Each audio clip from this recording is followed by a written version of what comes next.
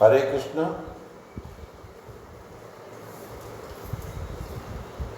श्रीमद्भागवतम द्वादश स्कंद अध्याय 8 मार्कंडेय द्वारा नर नारायण ऋषि की स्तुति। श्री शौनक ने कहा, हे सूत, आप दीर्घायु हो। हे साधु, हे वक्ताओं में श्रेष्ठ, आप हमसे इसी तरह बोलते रहें। निस्संदेह आप ही मनुष्यों को उस अज्ञान से निकलने का मार्ग दिखा सकते हैं जिसमें वे विचरण कर रहे हैं। विद्वानों का कहना है कि मृकंडू के पुत्र मार्कंडेय ऋषि अति दीर्घायु वाले मुनि थे और ब्रह्मा के दिन के अंत होने पर वे ही एकमात्र बचे हुए थे, जबकि सारा ब्रह्मांड प्रलय की बाढ़ में जलमग्न हुआ था। किंतु यही मार्कंडेय ऋषि, जो कि भृगुवंशियों में सर्वोपरि है, मेरे ही परिवार में ब्रह्मा के दिन की अवधि में जन्मे थे और हमने अभी ब्रह्मा के इस दिन का पूर्ण प्रलय नहीं देखा है। यही नहीं, यह भली भांति ज्ञात है कि मार्कंडेय मुनि ने प्रलय के महासागर में असहाय होकर इधर उधर घूमते हुए उस भयानक जल में एक अद्भुत पुरुष को देखा। एक शिशु जो बरगद के पत्ते के दोने में अकेले लेटा था। ए सूत, मैं इन महर्षि मार्कंडेय के विषय में अत्यधिक मोहग्रस्त तथा उत्कंठित हूँ। हे महान योगी, आप समस्त पुराणों के गणमान्य विद्वान माने जाते हैं, इसलिए मेरे संशय को दूर कीजिए। सूत गोस्वामी ने कहा, हे महर्षि शौनक, तुम्हारे इस प्रश्न से हर एक का मोह दूर हो सकेगा, क्योंकि इसका संबंध भगवान नारायण की कथाओं से है, जो कथाएं इस कलयुग के कल्मश को दूर करती है। अपने पिता द्वारा ब्राह्मण की दीक्षा प्राप्त करने के लिए किए गए निर्दिष्ट अनुष्ठानों द्वारा शुद्ध बनकर मार्कंडेय ने वैदिक स्तोत्रों का अध्ययन किया और विधि विधानों का कठोरता से पालन किया। वे तपस्या तथा वैदिक ज्ञान में आगे बढ़ गए और जीवन भर ब्रह्मचारी रहे। अपनी जटा से तथा छाल से बने अपने वस्त्रों से अत्यंत शांत प्रतीत होते हुए उन्होंने अपनी आध्यात्मिक प्रगति को योगी का कमंडल, दंड, जनेऊ, ब्रह्मचारी पेटी, काला मृग चर्म, कमल के बीच की जपमाला तथा कुश के समूह को धारण करके और आगे बढ़ाया। उन्होंने दिन की संधियों पर भगवान के 5 रूपों यज्ञाग्नि, सूर्य, गुरु, ब्राह्मण तथा उनके हृदय के भीतर परमात्मा की नियमित पूजा की। वे प्रातः तथा सायंकाल भिक्षा मांगने जाते और लौटने पर सारा एकत्रित भोजन अपने गुरु को भेंट कर देते। जब गुरु उन्हें आमंत्रित करते तभी वे मौन भाव से दिन में एक बार भोजन करते, अन्यथा उपवास करते। इस तरह तपस्या का वैदिक अध्ययन में समर्पित मार्कंडेय ऋषि ने इंद्रियों के परम प्रभु भगवान की करोड़ों वर्षों तक पूजा की और इस तरह उन्होंने दुर्जय मृत्यु को जीत लिया। मार्कंडेय ऋषि की उपलब्धियों से ब्रह्मा, भृगु मुनि, शिवजी, प्रजापति दक्ष, ब्रह्मा के महान पुत्र, मनुष्यों में से अनेक लोग, देवता, पूर्वज तथा भूत प्रेत सभी चकित थे। इस तरह भक्ति योगी मार्कंडेय ने तपस्या, वेदाध्ययन तथा आत्मानुशासन द्वारा कठोर ब्रह्मचर्य धारण किया। फिर सारे उत्पातों से मुक्त वे अपने मन से अंदर की ओर मुड़े और भगवान का ध्यान किया, जो भौतिक इंद्रियों के परे स्थित है। जब योगी मार्कंडेय इस तरह महान योगाभ्यास द्वारा अपने मन को एकाग्र कर रहे थे तो 6 मनुओं की आयु के बराबर विपुल समय बीत गया। हे ब्राह्मण, वर्तमान 7वें मनवंतर में इंद्र को मार्कंडेय की तपस्या का पता चला तो वह उनकी बढ़ती योग शक्ति से भयभीत हो उठा। अतः उसने मुनि की तपस्या में विघ्न डालने का प्रयास किया। मुनि की आध्यात्मिक तपस्या नष्ट करने के लिए इंद्र ने कामदेव, सुंदर गंधर्वों, अप्सराओं, वसंत ऋतु तथा मलय पर्वत से चलने वाली चंदन की गंध से युक्त मंद समीर के साथ साक्षात लोभ तथा नशे मद को भेजा। हे शक्तिशाली शौनक, वे मार्कंडेय की कुटिया पर गए, जो हिमालय पर्वत की उत्तरी दिशा में थी और जहाँ से पुष्प भद्रा नदी सुप्रसिद्ध चोटी चित्रा के निकट से बहती है। मार्कंडेय ऋषि के आश्रम को पवित्र वृक्षों के कुंज अलंकृत कर रहे थे और बहुत से साधु ब्राह्मण अनेकानेक शुद्ध पवित्र तालाबों का आनंद उठाते हुए वहाँ रह रहे थे। वह आश्रम उन्मत्त भोरों की गुनगुनाहट से तथा उत्तेजित कोयलों की कूहू कूहू से प्रतिध्वनित हो रहा था और प्रफुल्लित मोर इधर उधर नाच रहे थे। दरअसल उन्मत्त पक्षियों के अनेक परिवारों के झुंड उस आश्रम में रह रहे थे। वहाँ पर इंद्र द्वारा भेजी वसंती की वायु पास के झरनों से शीतल बूंदों की फुहार ले आते हुई प्रविष्ट हुई। वह वायु वन के फूलों के आलिंगन से सुगंधित थी। उसने आश्रम में प्रवेश किया और कामदेव की कामेच्छा को जगाना प्रारंभ कर दिया। तब मार्कंडेय के आश्रम में वसंत ऋतु प्रकट हुआ। संध्याकालीन आकाश उदय हो रहे चंद्रमा के प्रकाश से इस तरह चमक रहा था मानो वह वसंत का मुख हो और नई कोपले और ताजे फूल प्राय वृक्षों और लताओं के झुंडों को आच्छादित किए हुए थे। तब स्वर्ग की अनेक स्त्रियों का स्वामी कामदेव वहाँ पर अपना धनुष और बाण लिए आया। उसके पीछे पीछे गंधर्वों की टोलियाँ थी जो वाद्य यंत्र बजा रहे थे और गा रहे थे। इंद्र के दासों ने ऋषि को ध्यान लगाए बैठा पाया, जिसने अभी अभी यज्ञ अग्नि में नियत आहुतियाँ डाली थी। उसकी आंखें समाधि में बंद थी। वह दुर्जय प्रतीत हो रहा था मानो साक्षात अग्नि हो। ऋषि के समक्ष स्त्रियां नाचने लगी और गंधर्वों ने मृदंग, वीणा तथा मंजीरों के साथ मनोहर गीत गाए। जब काम का पुत्र साक्षात लोक वसंत तथा इंद्र के अन्य नौकर मार्कंडेय के मन को विचलित करने का प्रयत्न कर रहे थे तो कामदेव ने अपना 5 सिरों वाला तीर निकाला और उसे अपने धनुष पर चढ़ाया। पुंजकली स्थली नामक अप्सरा अनेक गेंदों से खेलने का प्रदर्शन करने लगी। उसके बालों में गुथे फूलों का हार बिखर रहा था। जब वह इधर उधर दृष्टि डालती, गेंदों के पीछे दौड़ती तो उसके जीने वस्त्र की पेटी ढीली पड़ गई और सहसा वायु उसके वस्त्र उड़ा ले गया। तब कामदेव ने यह सोचकर कि उसने ऋषि को जीत लिया है, अपना तीर चलाया, किंतु मार्कंडेय को भगाने के सारे प्रयास निष्फल रहे।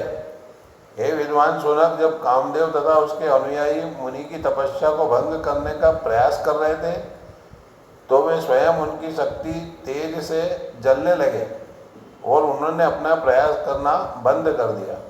हे ब्राह्मण, इंद्र के अनुयायियों ने उद्दंडतावश संत सदस्य मार्कंडेय पर आक्रमण किया था। फिर भी वे मिथ्या अहंकार के किसी भी प्रभाव के आगे झुके नहीं। महात्माओं के लिए ऐसी सहिष्णुता तनिक भी आश्चर्यजनक नहीं है। बलशाली इंद्र ने जब महर्षि मार्कंडेय की योग शक्ति के विषय में सुना तो उसे अत्यधिक आश्चर्य हुआ। उसने देखा कि किस तरह कामदेव तथा उसके संगी महर्षि की उपस्थिति में शक्तिहीन हो गए थे। संत स्वभाव वाले मार्कंडेय पर, जिन्होंने तपस्या, वेदाध्ययन तथा संयम के द्वारा आत्म साक्षात्कार में अपने मन को पूरी तरह स्थिर कर लिया था, अपनी दया दिखलाने की इच्छा से पूर्ण पुरुषोत्तम भगवान उनके समक्ष नर तथा नारायण रूपों में प्रकट हुए। उनमें से एक गोरे वर्ण का और दूसरा सांवला था। उन दोनों के 4 भुजाएं थी। उनके नेत्र खिले कमल की पत्तियों जैसे थे और वे श्याम मृग चर्म तथा छाल का वस्त्र तथा 3 सूत्रों वाला जनेऊ पहने थे। वे पवित्र करने वाले अपने हाथों से यति का कमंडल, सीधे बांस का लट्ठ और कमल के बीच की जपमाला तथा दर्भ के पुंजों के प्रतीक रूप में सबको पवित्र करने वाले वेदों को भी धारण किए हुए थे। उनका कद लंबा था और उनका पीला तेज चमकती बिजली के रंग का था। वे साक्षात तपस्या की मूर्ति रूप में प्रकट हुए और अग्रगण्य देवताओं द्वारा पूजे जा रहे थे। ये दोनों मुनि नर तथा नारायण भगवान के साकार रूप थे।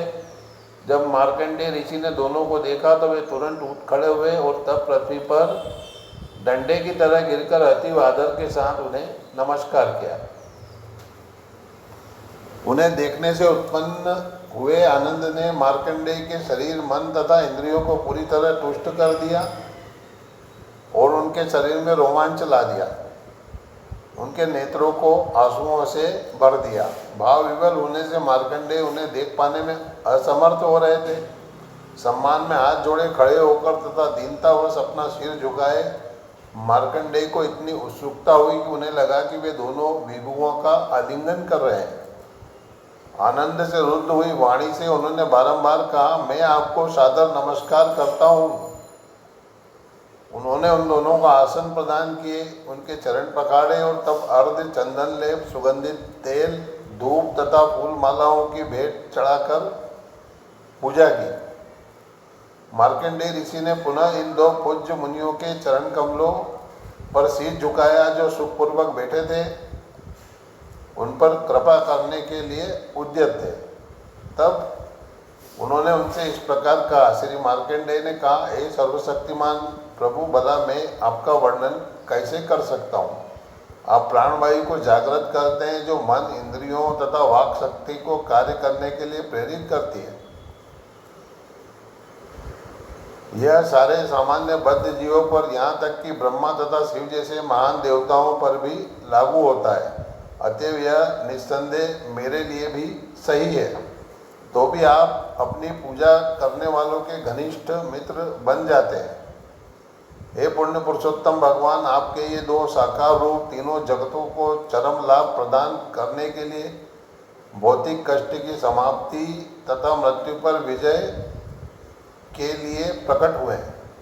हे प्रभु, यद्यपि आप इस ब्रह्मांड की सृष्टि करते हैं और इसकी रक्षा करने के लिए नाना प्रकार के दिव्य रूप धारण करते हैं, किंतु आप इसे निगल भी लेते हैं, जिस तरह मकड़ी पहले जाल बुनती है और बाद में उसे निगल जाती है। चूँकि आप सारे चर तथा अचर प्राणियों के रक्षक तथा परम नियंता हैं, इसलिए जो भी आपके चरण कमलों की शरण ग्रहण करता है उसे भौतिक कर्म, गुण या काल के दूषण छू तक नहीं सकते। जिन महर्षियों ने वेदों के अर्थ को आत्मसात कर रखा है वे आपकी स्तुति करते हैं। आपका सानिध्य प्राप्त करने के लिए वे हर अवसर पर आपको नमस्कार करते हैं, निरंतर आपको पूजते हैं और आपका ध्यान करते हैं। हे प्रभु, ब्रह्मा भी, जो कि ब्रह्मांड की पूरी अवधि तक अपने उच्च पद का भोग करता है, काल की गति से भयभीत रहता है। तो उन बद्ध जीवों के बारे में क्या कहा जाए जिन्हें ब्रह्मा उत्पन्न करते हैं। वे अपने जीवन के पग पग पर भयावह संकटों का सामना करते हैं। मैं इस भय से छुटकारा पाने के लिए आपके चरण कमलों की, जो साक्षात मोक्ष स्वरूप है, शरण ग्रहण करने के सिवाय और कोई साधन नहीं जानता। इसलिए मैं भौतिक शरीर तथा उन सारी वस्तुओं से जो मेरी असली आत्मा को प्रसन्न करती है, अपनी पहचान का परित्याग करके आपके चरण कमलों की पूजा करता हूँ। ये व्यर्थ, अयथार्थ तथा क्षणिक आवरण आपसे जिनकी बुद्धि समझ सत्य को समेटे हुए पृथक होने की मात्र कल्पनाएं हैं। परमेश्वर तथा आत्मा के गुरु स्वरूप आपको प्राप्त करके मनुष्य प्रत्येक वांछित वस्तु प्राप्त कर लेता है। हे प्रभु, हे बद्ध जीव के परम मित्र, यद्यपि जगत की उत्पत्ति, पालन और संहार के लिए आप सतो, रजो तथा तमो गुणों को, जो आपकी माया शक्ति है, स्वीकार करते हैं, किंतु बद्ध जीवों को मुक्त करने के लिए आप सतोगुण का प्रयोग करते हैं। अन्य दो गुण उनके लिए मात्र कष्ट, मोह तथा भय लाने वाले हैं।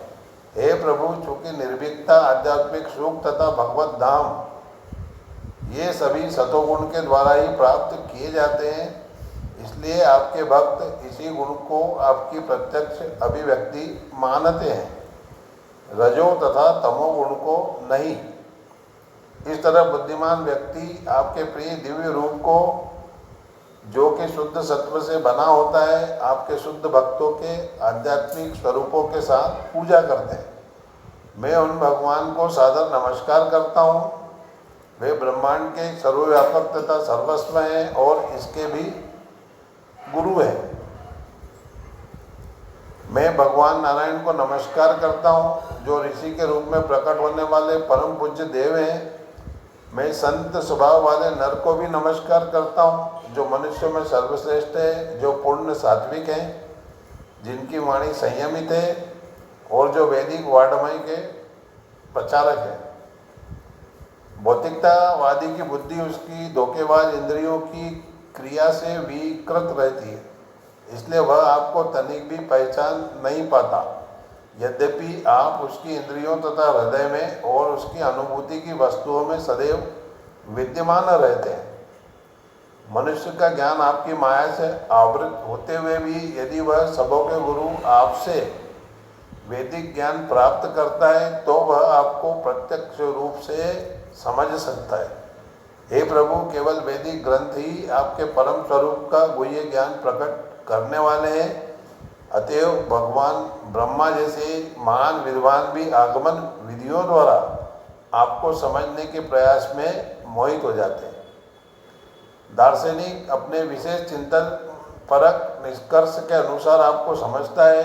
मैं उन परम पुरुष की पूजा करता हूँ जिनका ज्ञान बद्धात्माओं के आध्यात्मिक स्वरूप को आवृत करने वाली शारीरिक उपाधियों से छिपा हुआ है। इस प्रकार श्रीमद् भागवतम द्वादश स्कंद अध्याय 8 मार्कंडेय द्वारा नर नारायण ऋषि की स्तुति नामक अध्याय के भक्ति वेदांत श्लोकार्थ पूर्ण हुए।